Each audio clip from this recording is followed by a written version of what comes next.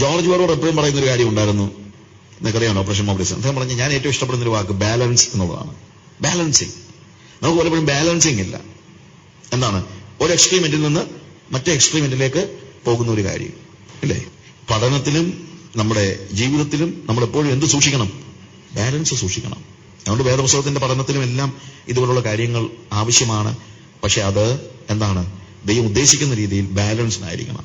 അങ്ങനെ പഴയ നിയമത്തിൽ മാത്രം നിൽക്കാനോ പുതിയ നിയമത്തിൽ മാത്രം നിൽക്കാനോ അല്ല, വേദപുസ്തകത്തെ നമ്മൾ ഹോളിസ്റ്റിക് ആയിട്ട് കാണണം, മൊത്തമായിട്ട് കാണണം. ഓക്കെ. അതിനുശേഷം ഉൽപ്പത്തി പുസ്തകം 21 അധ്യായത്തിന് 22 മുതൽ 34 വരെയുള്ള വാക്യങ്ങൾ വായിക്കുമ്പോൾ അവിടെ അബീമേലെക്കുമായി ഒരു ഉടമ്പടിയാണ് നമ്മൾ കാണുന്നത്. അവിടെ നമ്മൾ അതിന്റെ വേഴ്സ് 28 വായിക്കുമ്പോൾ, അബ്രഹാം 7 പെണ്ണാട് കുട്ടികളെ വേറിട്ട് നിർത്തി. അപ്പോൾ അബീമേലെക്ക് അബ്രഹാമിനോട്, നീ വേറിട്ട് നിർത്തിയ 7 പെണ്ണാട്ട് കുട്ടികൾ എന്തിനെന്ന് ചോദിച്ചു. ഈ കിണർ ഞാൻ കുഴിച്ചു എന്നതിന് സാക്ഷിയായി നീ ഈ 7 പെണ്ണാട്ട് കുട്ടികൾ എന്നോട് വാങ്ങണമെന്ന് പറഞ്ഞു. അവർ ഇരുവരും അവിടെ വെച്ച് സത്യം ചെയ്തുകൊണ്ട് ആ സ്ഥലത്തിന് ബർഷിബ എന്ന് പേരിട്ടു. അങ്ങനെ അവർ ബർഷിബയിൽ വെച്ച് ഉടമ്പടി ചെയ്തു. അബീമേലെക്കും അവന്റെ സേനാധിപതി പീക്കോലും എഴുന്നേറ്റ് ഫിലിസ്ത്യരുടെ ദേശത്തേക്ക് മടങ്ങിപ്പോയി. അബ്രഹാം ബർഷബയിൽ ഒരു പിച്ചിലവൃക്ഷം നട്ടു. നിത്യദൈവമായ യഹോവയുടെ നാമത്തിൽ അവിടെ വെച്ച് ആരാധന കഴിച്ചു. അബ്രഹാം കുറെ കാലം ഫിലിസ്ത്യ ദേശത്ത് പാർത്തു. ബർഷിബ. പിന്നീട് അബ്രഹാമിന്റെ കുറെ കാലങ്ങളിലേക്ക് അബ്രഹാമിന്റെ ജീവിതം, അബ്രഹാമിന്റെ മാത്രമല്ല ഇവൻ ഇസ്ഹാക്കിന്റെയും ഒക്കെ ജീവിതം ഈ ബർഷിബ എന്ന് പറയുന്ന സ്ഥലത്താണ്. ഞാനിത് പറയാൻ കാര്യം എന്ന് വെച്ച് കഴിഞ്ഞാൽ, ഈ ബർഷിബ എന്ന് പറയുന്നത് വലിയൊരു അർത്ഥമുണ്ട്. നമ്മളുടെ ഈ ഓൾഡ് ടെസ്റ്റമെന്റിലും ന്യൂ ടെസ്റ്റമെന്റിലും ഒക്കെ ഈ വാക്കുകൾക്ക്, ഞാൻ ഇന്നലെ പറഞ്ഞതുപോലെ കിഴക്കരുടെ ദേശത്തൊക്കെ പറയുമ്പോഴത്തേക്ക് എല്ലാം അങ്ങനെ ആയിരിക്കണമെന്നില്ല, ദിക്ക് കാണിക്കാനും വേണമെങ്കിൽ പറയാം. പക്ഷെ അവിടെ പറയുന്ന ഭാഗത്തിന്റെ പ്രത്യേകത എന്താണെന്നുള്ളത് നമ്മളൊന്ന് തിരിച്ചറിയണം.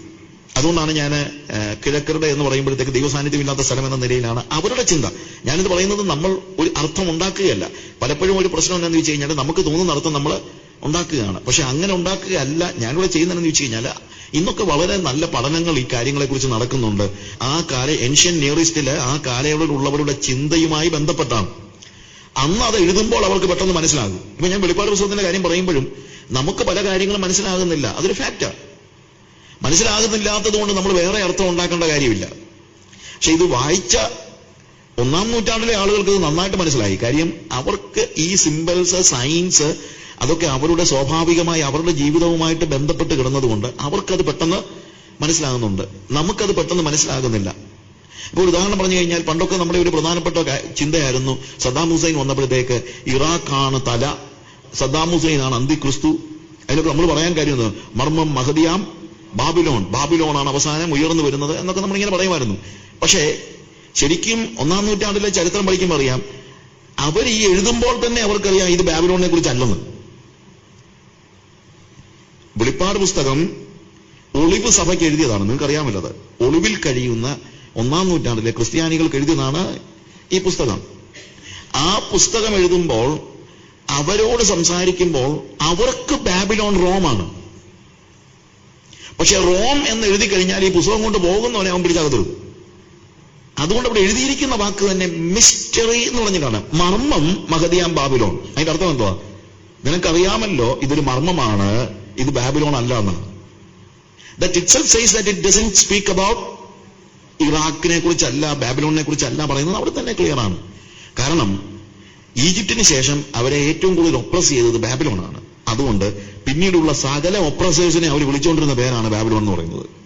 കുറെ കാലത്തേക്ക് സിറിയ ആയിരുന്നു. ആന്റിയോക്കസ് എപ്പിഫാനസ് ഈ ഇസ്രായേൽ മക്കളെ പീഡിപ്പിച്ച 2nd സെഞ്ചുറി BC സിറിയയെ ഇവർ വിളിച്ചുകൊണ്ടിരുന്നത് ബാബിലോൺ എന്നാണ്. അതിനെക്കുറിച്ചൊക്കെ തെളിവുകളുണ്ട്. അതുകൊണ്ടാണ് ഞാൻ പറഞ്ഞത്, അങ്ങനെയുള്ള ചില വാക്കുകൾ നമ്മൾ പഴയ കാലത്തെ ചരിത്രവുമായി ബന്ധപ്പെടുത്തി നോക്കുമ്പോൾ അവരുടെ ചിന്താഗതികളുമായിട്ട് ബന്ധപ്പെടുത്തി പഠിക്കുമ്പോഴാണ് അതിന്റെ അർത്ഥം നമുക്ക് കുറച്ചുകൂടെ കൃത്യമായി ഗ്രഹിക്കാൻ പറ്റുന്നത്. പിന്നെ ഞാൻ മറ്റൊരു കാര്യം പറയാം, അങ്ങനെ ഏതെങ്കിലും കാര്യം മനസ്സിലാക്കുന്നില്ലെങ്കിൽ അത് മനസ്സിലാക്കിയിട്ടേ നിങ്ങൾ സ്വർഗത്തിൽ പോകുന്നൊന്നും ചിന്തിക്കൊന്നും വേണ്ട. മനസ്സിലാക്കാൻ പറ്റാത്തതൊക്കെ അങ്ങ് വിട്ടു കളഞ്ഞു. അതൊന്നും നിങ്ങളുടെ നിത്യരക്ഷയോ കർത്താവിന്റെ ദൈവത്വത്തെ ഒന്നും ബാധിക്കുന്ന കാര്യങ്ങളൊന്നുമില്ല. അങ്ങനെയൊക്കെയുള്ള കാര്യങ്ങളൊക്കെ കർത്താവ് നല്ല കൃത്യമായിട്ട് വളരെ സിമ്പിളായിട്ട് നമുക്ക് പറഞ്ഞു തന്നിട്ടുണ്ട്.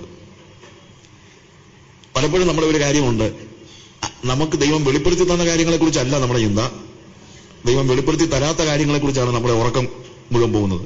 അപ്പൊ ഞാൻ പറയുന്നത് നിങ്ങൾക്ക് ദൈവം വെളിപ്പെടുത്തി തന്ന കാര്യം നിങ്ങളൊന്ന് അനുസരിക്കാദ്യം, പിന്നെ ബാക്കിയുള്ള കാര്യം. ചില ആളുകൾ പ്രാർത്ഥിക്കുന്നു, കർത്താവേ മറഞ്ഞിരിക്കുന്ന പാപങ്ങളെ പോക്കി എന്നെ ശുദ്ധീകരിക്കണമേ.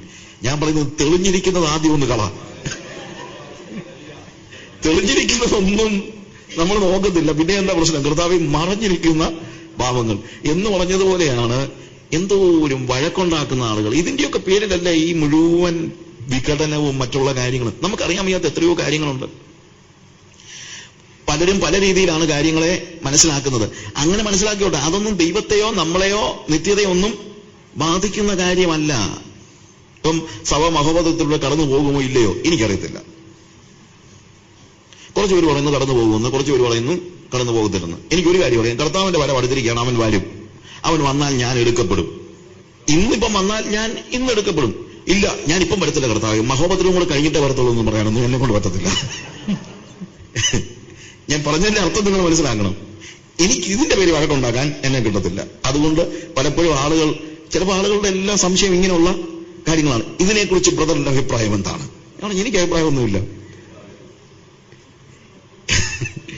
എനിക്ക് അഭിപ്രായമൊന്നും ഇല്ല. പക്ഷേ മഹോദരത്തിൽ സഭ കടന്നു പോകുമോ? കടന്നു പോകുന്ന പൊക്കോട്ടെ. കടന്നു പോയാൽ അതിനകത്ത് നിലനിൽക്കാനുള്ള കൃപയ്ക്ക് വേണ്ടി ഞാൻ പ്രാർത്ഥിക്കുന്നു. അത്രേ ഉള്ളൂ. ഇനി കടന്നു പോകത്തില്ല, കർത്താവ് ഇന്ന് വരുമ്പോൾ ഞാൻ ഒരിക്കലും കർത്താവിന് പറയത്തില്ല, ഞാൻ മനസ്സിലാക്കിയിരിക്കുന്നത് മഹോപദ്രവത്തിലൂടെ സഭ കടന്നു പോകുന്നതാണ്, അതുകൊണ്ട് ഞാൻ ഇന്ന് വരത്തില്ലെന്ന് ഞാൻ പറയത്തുമില്ല.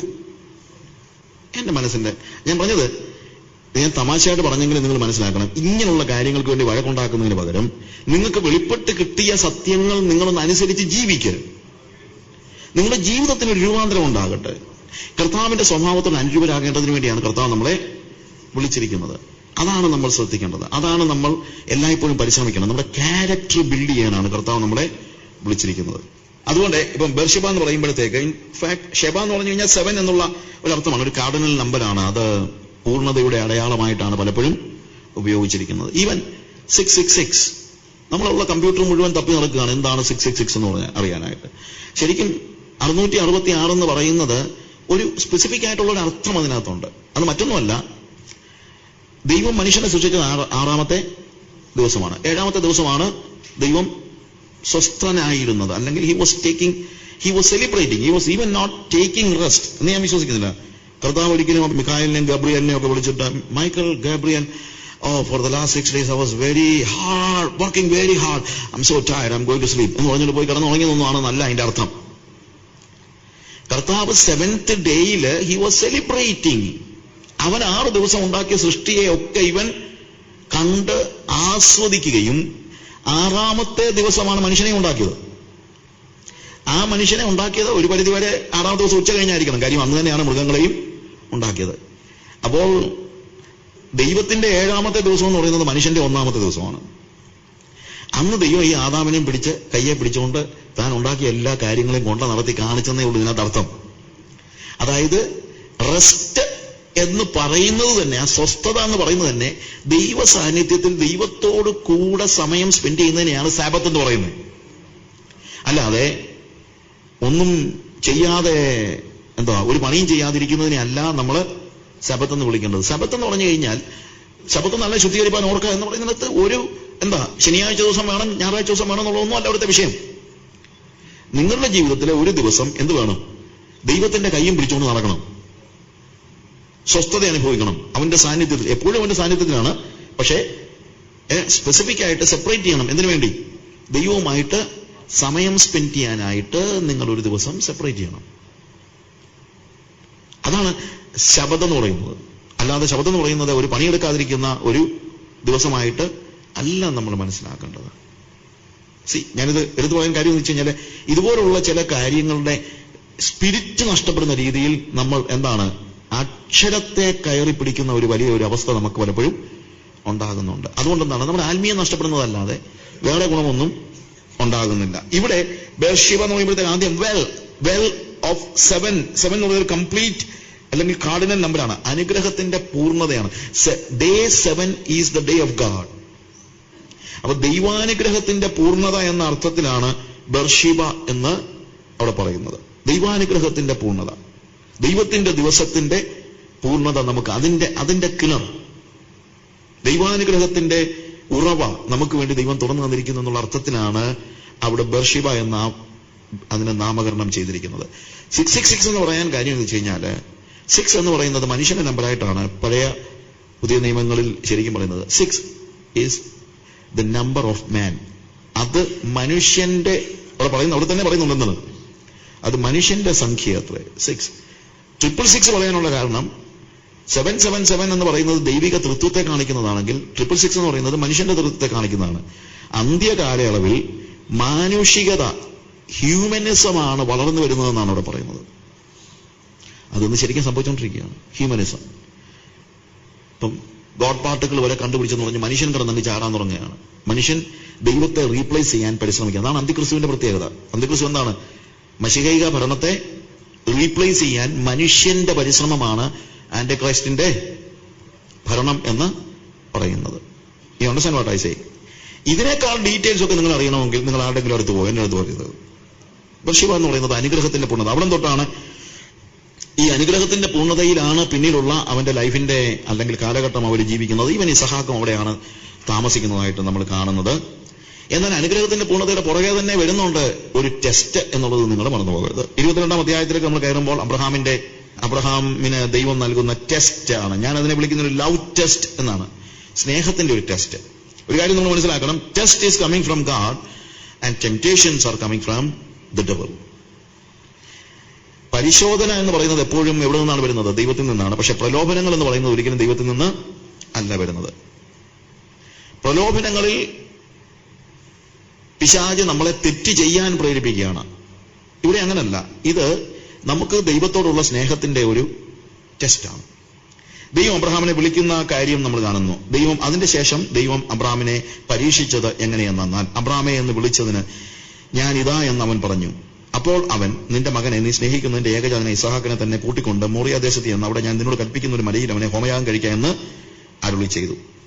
അപ്പൊ ഇവിടുത്തെ ഒരു കാര്യം, ദൈവം വളരെ സ്പെസിഫിക് ആയിട്ടാണ് ഇടപെടുന്നത്. അബ്രഹാമെ എന്ന് വിളിച്ചു. സ്പർജൻ പറഞ്ഞിരിക്കുന്നത് അബ്രഹാമെ എന്ന് വിളിച്ചു. അവൻ പറഞ്ഞു, അടിയൻ ഇതാ. നിന്റെ മകനെ എന്ന് പറഞ്ഞാൽ, കർത്താവേ എനിക്ക് 2 മക്കളുണ്ടല്ലോ എന്നവൻ പെട്ടെന്ന് പറയും. അടുത്ത പറച്ചില്, അല്ല 2 മക്കളല്ല, നിന്റെ ഏകജാതനെ. അല്ല, അവർ 2 പേരും അമ്മമാർക്ക് ഏകജാതന്മാരാ. കർത്താവ് പറഞ്ഞു, അതൊന്നും നീ കളിക്കണ്ട, നീ സ്നേഹിക്കുന്ന നിന്റെ ഏകജാതനായ ഇസഹാക്കിനെ തന്നെ. കണ്ടോ, ദൈവം സ്പെസിഫിക് ആയിട്ടാണ് കാര്യങ്ങൾ നമ്മളോട് ആവശ്യപ്പെടുന്നത്. നമ്മൾ പലപ്പോഴും കർത്താവെ അതല്ലയോ അതിന്റെ അർത്ഥം എന്നൊക്കെ നമ്മൾ ചോദിക്കും. നമ്മൾ കർത്താവിനെ അങ്ങോട്ട് പഠിപ്പിക്കും. അല്ല, അങ്ങനെ അതിന്റെ അർത്ഥമാകാൻ സാധ്യതയില്ല എന്നൊക്കെ നമ്മൾ അങ്ങോട്ട് പറയും.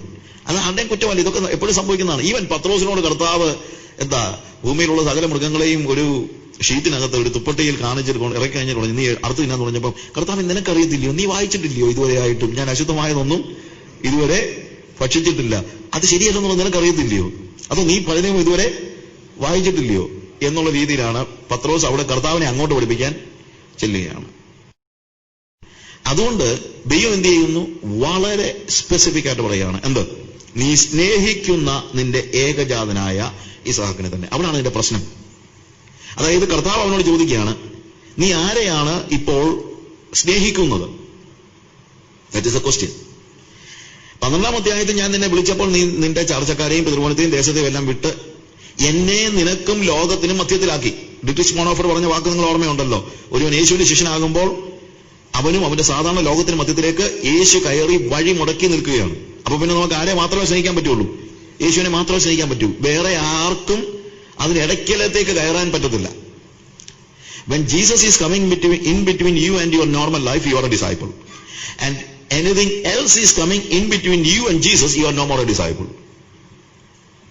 ഞാൻ പറഞ്ഞ മനസ്സിലാക്കണം. നിങ്ങൾക്കും ലോകത്തിനും മധ്യത്തിൽ യേശു കയറി നിൽക്കുമ്പോഴാണ് നിങ്ങൾ ഒരു ശിഷ്യനാകുന്നത്. നിങ്ങൾക്കും യേശുവിനും മധ്യത്തിലേക്ക് വേറെ എന്തെങ്കിലും കയറി നിന്നാൽ നിങ്ങൾ പിന്നീട് ശിഷ്യനല്ല, നിങ്ങൾ ശിഷ്യത്വത്തിൽ നിന്ന് പിന്മാറിയിരിക്കുന്നു. ഇവിടെ ദൈവം അബ്രഹാമിനോട് ചോദിക്കുന്ന ചോദ്യം, ഇപ്പോഴാരാളാ നിന്റെ ഇടയ്ക്ക് നിൽക്കുന്നതെന്നാണ്. Who is standing in between me and you? ഇറങ്ങിയപ്പം ഞാനായിരുന്നു നിന്റെ ഇമ്മീഡിയറ്റ് റിയാലിറ്റി. ഇപ്പൊ എനിക്കൊരു സംശയം, ഇസഹാക്കാണോ നിന്റെ ഇമ്മീഡിയറ്റ് റിയാലിറ്റി? അതാണ് ലവ് ടെസ്റ്റ്.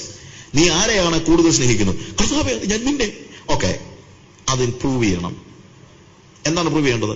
നീ ഇസഹാക്കിനെ അല്ല എന്നെയാണ് കൂടുതൽ സ്നേഹിക്കുന്നതെങ്കിൽ അവനെ യാഗം അർപ്പിക്കണം.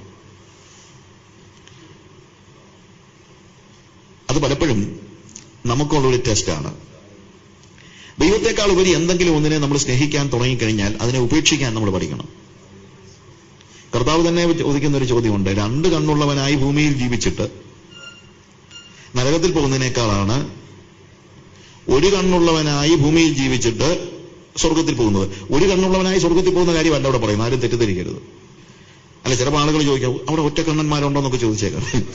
അവിടെ നിങ്ങൾ പെർഫെക്റ്റ് ആണ്, അതിനകത്ത് യാതൊരു സംശയമില്ല. ഈ അണ്ടർസ്റ്റാൻഡ് വാട്ട് ഐ സേ? അവിടെ പറയുന്ന അർത്ഥം ഇതാണ്, 2 കണ്ണുള്ളവനായി ഭൂമിയിൽ ജീവിച്ചിട്ട് സുഖിച്ചിട്ട് നിങ്ങൾ നരകത്തിൽ പോകുന്നതിനേക്കാൾ നല്ലതാണ് ഇവിടെ സിംഗിളായി അല്ലെങ്കിൽ 1 കണ്ണുള്ളവനായി അല്പം കഷ്ടപ്പെട്ട് ജീവിച്ചിട്ട് സ്വർഗത്തിൽ പോകുന്നത്. അതുകൊണ്ടാണ് ഞാനിവിടെ പറയുന്ന കാര്യം, കർത്താവ് പറയുന്ന കാര്യം ഇതാണ്. നമ്മുടെ ജീവിതത്തിൽ എന്തെങ്കിലും നമുക്കും ദൈവത്തിനും മധ്യത്തിൽ കയറി വരുന്നു എന്ന് ചിന്തിച്ചാൽ, നമുക്കങ്ങനെ തോന്നിയാൽ അന്നേരം തന്നെ അതിനെ ഉപേക്ഷിക്കാൻ നിങ്ങൾ പഠിക്കണം. അത് നിങ്ങളുടെ പണമാണെങ്കിലും വീടാണെങ്കിലും കാറാണെങ്കിലും എന്താണെങ്കിലും നിങ്ങളുടെ പാഷൻ എന്തിനോടാണെന്നുള്ളത് നിങ്ങൾ നോക്കണം. നമ്മൾ ദൈവത്തെക്കാൾ കൂടുതൽ പാഷനേറ്റ് ആയിട്ട് ഈവൻ കുഞ്ഞുങ്ങളാണെങ്കിലും, അത് ചില വേദനാജനകമാണ് കാര്യങ്ങൾ, പക്ഷെ നിങ്ങളത് പഠിക്കണം, അത് മനസ്സിലാക്കണം. അവരെ കൊല്ലാനും പിടിക്കാനൊന്നും പോകണ്ട, പക്ഷെ അവരെ ഉപേക്ഷിക്കാൻ പഠിക്കണം. ഉപേക്ഷിക്കാൻ എന്ന് ഞാൻ ഉദ്ദേശിക്കുന്നത് വഴിയിൽ ഉപേക്ഷിക്കുന്ന കാര്യമല്ല, അത് നമ്മൾ മനസ്സിലാകും. ഉപേക്ഷണത്തിന്റെ ഒരു ആന്തരിക തലം, അതാണ് നമ്മളിവിടെ കാണുന്നതായ ഒരു പ്രധാനപ്പെട്ട കാര്യം എന്ന് പറയുന്നത്. പക്ഷെ ദൈവം മാത്രമായിരിക്കണം നമ്മുടെ റിയാലിറ്റി എന്നുള്ളത് നിങ്ങൾ മറന്നു പോകരുത്. എന്റെ ജീവിതത്തിൽ ഏറ്റവും വലിയ പാഷൻ എന്താണ് നമ്മൾ എപ്പോഴും ചോദിച്ചുകൊണ്ടിരിക്കണം, ഈസ് ഇറ്റ് ഗാഡ്? ഇന്ന് പലപ്പോഴും ഉണ്ടാകുന്ന പ്രശ്നം, കുഞ്ഞുങ്ങൾ നമ്മളുടെ ഒരു വലിയ, ദൈവത്തെക്കാൾ കൂടുതൽ ഒരു പാഷൻ നമുക്ക് കുഞ്ഞുങ്ങളെ കുറിച്ച് ഉണ്ടാകുന്നുണ്ട്. എന്ത് കാര്യം പറയുമ്പോഴും നമ്മളിപ്പോൾ കുഞ്ഞുങ്ങളുടെ കാര്യമാണ് പറയുന്നത്. എന്നാൽ ഇവന്മാരും ഇല്ല, നമ്മളെ പിന്നെ നോക്കും, അതുമില്ല. I am not joking. അതുകൊണ്ട് എന്താ സംഭവിക്കുന്നത്? ദൈവം അവനോട് പറയാണ്, if you are loving your son more than me, I don't want to see that somebody is coming in between you and me. എനിക്കും നിനക്ക് മധ്യത്തിലേക്ക് ആരെങ്കിലും കയറി വരുന്നത് എനിക്ക് ഇഷ്ടമല്ല, കളഞ്ഞേര്. ഞാൻ ഇതിനെക്കുറിച്ച് കുറെ ഡീറ്റെയിൽഡ് ആയിട്ട് ഡിസൈപ്പിൾഷിപ്പിന്റെ സിഡിക്കകത്ത് പറഞ്ഞിട്ടുണ്ട്. ഞാൻ അതിനെക്കുറിച്ച് അതുകൊണ്ട് കൂടുതൽ ജസ്റ്റ് ഒന്ന് പറഞ്ഞു പോവുകയാണ്. എന്നാൽ അടുത്ത വാക്ക്, 3ാമത്തെ വാക്ക് നമ്മൾ കാണുമ്പോഴത്തേക്ക്, അബ്രഹാം അതികാലത്തെ എഴുന്നേറ്റു. അതികാലത്തെ, രാത്രിയിൽ അവനോട് കർത്താവ് സംസാരിച്ചു. നേരം വെളുത്ത് ഇവൻ ആരോടും ഡിസ്കഷന് നിൽക്കാതെ അതികാലത്ത് തന്നെ എഴുന്നേറ്റു. അവിടെയാണ് അബ്രഹാമിന്റെ അനുസരണത്തിന്റെ പ്രത്യേകത. ഞാൻ പറഞ്ഞല്ലോ, അബ്രഹാം വെളിപ്പാടിന്റെ ഏത് തലത്തിൽ നിന്നാലും അവന്റെ അനുസരണത്തിന്റെ കാര്യത്തിൽ അവനെ വെല്ലാൻ ഒരാളെ നമുക്ക് പെട്ടെന്നൊന്നും കണ്ടുപിടിക്കാൻ പറ്റില്ല. അതാണ് അവന്റെ വിശ്വാസം. അനുസരണമില്ലാത്ത വിശ്വാസമല്ല. എത്ര ഡോഗ്മ പഠിച്ചിട്ട് കാര്യമൊന്നുമില്ല, എത്ര ഉപദേശ സംഹിതകൾ നമ്മൾ വായിക്കുകയോ പഠിക്കുകയോ എഴുതി ഉണ്ടാക്കുകയോ ചെയ്തിട്ടും കാര്യമൊന്നുമില്ല. നമ്മളിത് അനുസരിക്കുന്നുണ്ടെന്നുള്ളതാണ് ചോദ്യം. അനുസരണം. അവൻ അതികാലത്തെ, ഒരു കാര്യം ഞാൻ പറയാം, delayed obedience is not obedience at all. ചെയ്യേണ്ട സമയത്ത് ചെയ്യാത്ത, അനുസരിക്കേണ്ട സമയത്ത് അനുസരിക്കാതെ നമ്മൾ അതിനെ മാറ്റിവെച്ചിട്ട് പിന്നീട് അനുസരിച്ചെന്ന് പറഞ്ഞിട്ട് അർത്ഥമൊന്നുമില്ല. അർത്ഥമില്ലെന്നുള്ളതല്ല, അത് അനുസരണത്തിന്റെ ഒരു കുറഞ്ഞ തലമാണ്. എനിക്കതിന് ആഗ്രഹമില്ല. ദൈവം നിങ്ങളിൽ നിന്ന് പ്രതീക്ഷിക്കുന്ന എന്താണ്? ദൈവം കൽപ്പിക്കുമ്പോൾ അത് അനുസരിക്കുക. ഗതികേട് കൊണ്ട് അനുസരിക്കുന്ന, ഒടുവിൽ പിന്നെ വേറെ ഒരു ഗതിയുമില്ലാതെ, പലപ്പോഴും നമുക്ക് സംഭവിക്കുന്ന കാര്യം അതാണ്. നമ്മൾ കഴിവതും പിടിച്ചു നോക്കിയിട്ട് ഒടുവിൽ പിന്നെ ഒരു ഗതിയുമില്ലാതെ വന്നു കഴിഞ്ഞാൽ പിന്നെ അനുസരിക്കാതിരിക്കാൻ എന്തോ ചെയ്യാൻ? അതല്ല അനുസരണം. അനുസരണം എന്ന് പറയുന്നത് മനസ്സോടെ, അവൻ അധികാലത്ത് തന്നെ ദൈവം കൽപ്പിച്ചതുപോലെ അതേ രീതിയിൽ കർത്താവിനോട് പറഞ്ഞു, മോറിയ എന്ന ദേശത്ത് ചെന്ന് ഞാൻ നിന്നെ കാണിക്കുന്ന മലയിൽ അവനെ യാഗം അർപ്പിക്കുക എന്ന് പറഞ്ഞു. അവൻ ഒരു ഡിസ്കഷന് പോയില്ല, യാത്രയപ്പ് യോഗമില്ല. ഏറ്റവും കുറഞ്ഞത് ചെറുക്കന്റെ ജീവൻ പോവുകയാണെന്ന് അറിഞ്ഞിട്ട് എല്ലാവർക്കും വിളിച്ച് അവനോട് നന്ദി പറയാനും അവനൊരു മറുപടി പ്രസംഗം, അതിനൊന്നും അവസരമില്ല, യാതൊരു അവസരവുമില്ല. ഭാര്യയോട് പോലും ഇവൻ വാസ്തവത്തിൽ ഇതെല്ലാം ഡിസ്ക്ലോസ് ചെയ്യുന്നില്ല. ഡിസ്ക്ലോസ് ചെയ്യേണ്ടതല്ലെന്ന് ചോദിച്ചാൽ ആയിരിക്കാം, പക്ഷെ ചിലപ്പോൾ ഇത് നടന്നില്ലെന്നിരിക്കും. അപ്പൊ അതുകൊണ്ട് മാത്രമല്ല, ഭാര്യയോട് സ്നേഹമില്ലാത്തതുകൊണ്ടൊന്നുമല്ല, കാര്യം ദർശനം ദൈവം ഒരാൾക്ക് കൊടുത്തു കഴിഞ്ഞാൽ പലപ്പോഴും അത് മനസ്സിലാക്കത്തക്ക രീതിയിൽ മറ്റുള്ളവർക്ക് അത്രയും കപ്പാസിറ്റി കാണത്തില്ല. അവൻ അന്ന് തന്നെ 3-ാം ദിവസം, 4ാമത്തെ വാക്യം വായിക്കുമ്പോൾ 3-ാം ദിവസം അവൻ ദൂരെ നിന്നത് കണ്ടു. 3 days ഇവൻ ഈ കൊച്ചിനെ കൊണ്ട് നടക്കുകയാണ്. അബ്രഹാമിന്റെ ജീവിതത്തിലെ ഈ 3 ദിവസങ്ങൾ എന്തോരും ആഗണി അവൻ അനുഭവിച്ചെന്ന് നിങ്ങൾ ആലോചിക്കണം. അന്ന് രാവിലെ അങ്ങ് യാഗം ഉറപ്പിക്കുകയായിരുന്നെ പിന്നെയും വേണ്ടുകരാ. ഈ മകനെ യാഗം ഉറപ്പിക്കണമെന്നുള്ള ദൈവകൽപ്പന ഹൃദയത്തിൽ പേറിക്കൊണ്ട് ആരോടും ഒന്ന് ഡിസ്കസ് ചെയ്യാനില്ലാതെ ഒരു കൂട്ടായ്മയില്ലാതെ ഒരുമിച്ച് നിന്ന് പ്രാർത്ഥിക്കാൻ. നമുക്കൊക്കെ ആണെങ്കിൽ എന്തെങ്കിലും ഒരു കാര്യം ആവശ്യപ്പെട്ട് കഴിഞ്ഞാൽ ഉടനെ തന്നെ നമ്മൾ SMS അയക്കും, എല്ലാവർക്കും പ്രാർത്ഥിക്കണം. അയക്കരുതെന്നൊന്നും ഞാൻ പറയല്ല. ഞാൻ പറഞ്ഞതെന്ന് വെച്ച് കഴിഞ്ഞാല് ദ തിങ് ഇസ്, അതൊന്നും അബ്രഹാമിന് ഇല്ലായിരുന്നു. കമ്മ്യൂണിക്കേറ്റ് ചെയ്യാൻ ആരുമില്ലായിരുന്നു. അതാ ഏറ്റവും വലിയ ദുരന്തം. കമ്മ്യൂണിക്കേഷൻ നടക്കാതെ വരുമ്പോഴാണ്. ഒന്ന് ആലോചിച്ച് നോക്കിയാൽ, അബ്രഹാമിന്റെ കൂടെ ബാല്യക്കാരുണ്ട്, പക്ഷെ ആ ബാല്യക്കാരോട് ഇതുവല്ലം പറയാൻ പറ്റുമോ? ഇല്ല. ഷെയർ ചെയ്യാൻ പറ്റുമോ? ഇല്ല. He was alone. മകനെ യാഗമാക്കുവാനുള്ള ദൈവത്തിന്റെ കൽപ്പന ഹൃദയത്തിൽ പേറിക്കൊണ്ട് വേദനയോടെ 3 ദിവസം അവൻ നടന്നു. 3-ാമത്തെ ദിവസം ദൂരത്ത് നിന്ന് അത് കണ്ടപ്പോൾ അവൻ ബാല്യക്കാരോട് പറഞ്ഞു, സെർവൻസിനോട് പറഞ്ഞു, നിങ്ങൾ ഇവിടെ താമസിക്കും, ഞാനും ബാലനും പോയി ആരാധന കഴിച്ച് മടങ്ങി വരാം. യുവന്മാരെ കൂടെ കൊണ്ടുപോയില്ല. യുവന്മാരെ കൂടെ കൊണ്ടുപോയാൽ തീർച്ചയായിട്ടും യാഗം നടക്കത്തില്ല. എന്റെ കാര്യം എന്നറിയാമോ? അവർ പറയും, എടാ നമ്മുടെ യജമാനന്റെ വട്ട് പിടിച്ച് കണ്ടില്ലയോ ചെറുക്കനെ പിടിച്ച് കൊല്ലാൻ നോക്കുന്നത്. ഇനി ദർശനമില്ലാത്തതിന് ഇതെല്ലാം വട്ടാ. അവർ പറയും, നമുക്ക് യജമാനന്റെ മേൽ സ്പർശിക്കാൻ പോലുള്ള അവകാശമില്ല, പക്ഷെ ഭ്രാന്ത് പിടിച്ചാൽ എന്തോ ചെയ്യാൻ പറ്റും? പിടിച്ചു കെട്ടാതിരിക്കാൻ പറ്റുമോ? അവരെ പിടിച്ചു കെട്ടിക്കൊണ്ട് തിരിച്ചു പോകുന്നതിന് ഇസ്ഹാക്കിന്റെ യാഗം നടക്കത്തില്ലായിരുന്നു. ദർശനമില്ലാത്തവനെ കൂടെ കൊണ്ടുനടന്നുള്ള പ്രശ്നം അതാ. ഇവൻ ഒരു കാര്യം സമ്മതിക്കത്തില്ല. കർത്താവ് പറഞ്ഞനുസരിച്ച് നമുക്ക് പോകാൻ കഴിയത്തില്ല. അതുകൊണ്ട് നിങ്ങൾ വിടുന്നില്ലേ? അതിൽ പറയാണ്, ഞാനും മകനും കൂടെ പോയി ആരാധന കഴിച്ച്, യാഗം കഴിച്ചിട്ടെന്നല്ല പറയുന്നത്, ആരാധന കഴിച്ചിട്ട് മടങ്ങി വരാം. ആരാധന എന്ന് പറയുന്ന യാഗമാണ്. Worship is sacrifice. സാക്രിഫൈസ് ഇല്ലാതെ വർഷിപ്പില്ല. ഈ കാലയളവിലെ ഏറ്റവും വലിയ പ്രശ്നം വർഷിപ്പ് വിതൗട്ട് സാക്രിഫൈസ്. യാഗമില്ലാത്ത ആരാധനയാണ് ഈ തലമുറയിലെ വലിയ പ്രോബ്ലം എന്ന് പറയുന്നത്. ഒരു കോസ്റ്റും ഇല്ലാതെ ഞായറാഴ്ച വന്നിട്ട് എയർ കണ്ടീഷന്റെ ഹോളിലിരുന്ന് 2 പാട്ടും പാടി, I love you Lord, we worship you Lord എന്നൊക്കെ പറഞ്ഞു കഴിഞ്ഞാൽ വളരെ സുഖം. അത് കഴിഞ്ഞ് 2.5 മണിക്കൂർ കഴിഞ്ഞാൽ പിന്നെ അവന്റെ പണിക്ക് പോകാം.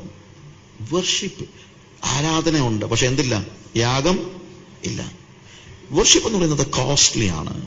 അത് വില കൊടുക്കേണ്ടതാണ്. അത് വേദന ഉണ്ടാക്കുന്നതാണ്.